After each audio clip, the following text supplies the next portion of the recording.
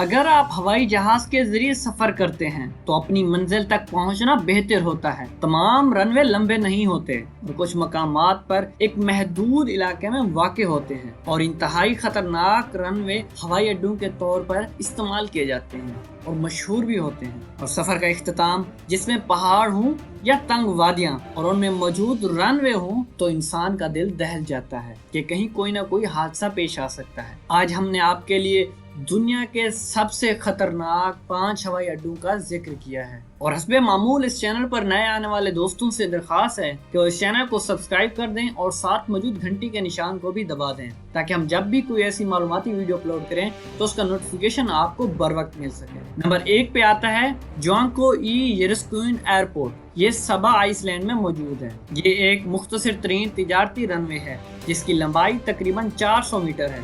یہ سبا آئی لینڈ کے ڈچ کیریبن جزیرے میں سینٹ مارٹن سے تقریباً 45 کلومیٹر جنوب میں واقع ہے۔ ناقابل یقین حد تک لینڈنگ سٹرپس کی نظر کے باوجود یہ خیال کیا جاتا ہے کہ وہ لینڈنگ کے لیے رن وے کا سب سے خطرناک ہوائی اڈا ہے، اور اس کے آس پاس بہت زیادہ ماہر پائلٹوں کے لیے بھی چیلنج ہے۔ نمبر 2 پہ آتا ہے نیپال کا لکلا ایئرپورٹ۔ یہ 2 پہاڑوں کے درمیان آباد ہے اور اس ہوائی اڈے کی رن وے بھی بہت ہی زیادہ مختصر ہے۔ یہ ان مسافروں کے لیے ہوائی اڈا ہے جو ماؤنٹ ایوریسٹ کی زیارت کرنا چاہتے ہیں، اور یہ ماؤنٹ ایوریسٹ کبھی کبھار ہوائی ٹریفک کنٹرولر سائٹ پر کہیں موجود نہیں ہے۔ اس وجہ سے پائلٹوں کو طیارے کو آزادانہ طور پر لینڈنگ کرنا ہوگا۔ بغیر لائٹس کے اس رن وے پر اترنے کا خطرہ بہت خطرناک ہو سکتا ہے۔ نمبر 3 پہ آتا ہے Saint Martin Prince Juliana International Airport. یہ ایک ہوائی اڈا ڈچ کیریبن میں واقع ہے جس کا انتہائی خطرناک رن وے ہے۔ جیسا کہ نام سے بھی ظاہر ہے یہ سینٹ مارٹن میں واقع ہے۔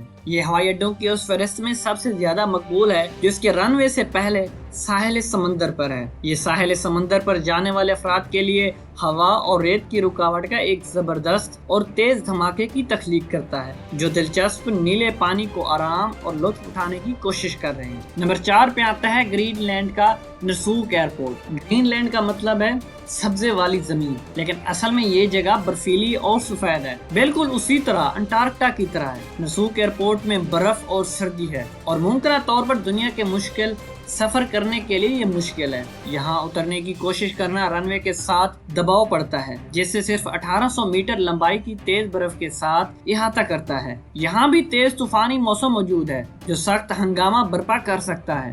یہاں آتش فشاں بھی پھیل رہے ہیں جو آسمان پر راکھ بھیجتے ہیں۔